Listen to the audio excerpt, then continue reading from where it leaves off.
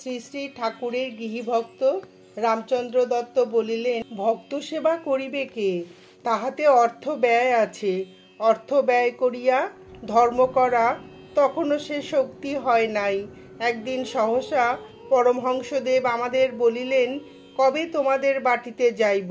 কি বলিব ভাবিয়া বলিলাম, যেদিন আপনার ইচ্ছা। তিনি দিন স্থির করিয়া দিলেন। বৈশাখী পূর্ণিমা, শনিবার, 2রা জুন 1883। কি করিব চিন্তা করিয়া অন্য ভক্তের বাটিতে যাহাতে তিনি সেই দিন গমন করিতে পারেন, তাহার বিধিমতো চেষ্টা পাইতে লাগিলাম। এই সময়ে আমাদের অর্থ উপার্জনের বিলক্ষণ সুবিধা হইয়াছিল এবং কয়েকদিনে শত শত মুদ্রা সংগ্রহ হইয়াছিল। পাষণ্ড আমরা সেই অর্থগুলি একত্রিত করিয়া স্ত্রীর নিকট লুকাইয়া রাখিয়াছিলাম।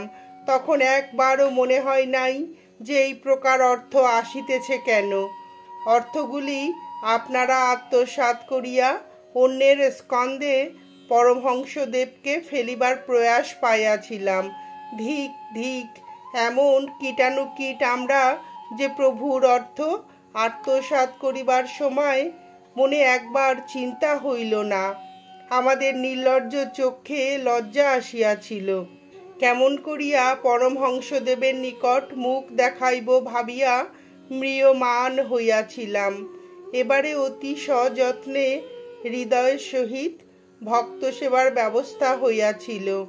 যথাদিনে পরমহংসদেব শুভাগমন করিলেন এবং যথা নিয়মে মহোৎসব কার্য সুচারুরূপে সম্পন্ন করিয়া আনন্দের হাট বাজার সংস্থাপন করিয়া যথা সময়ে দক্ষিণেশ্বরে প্রত্যাগমন করিলেন।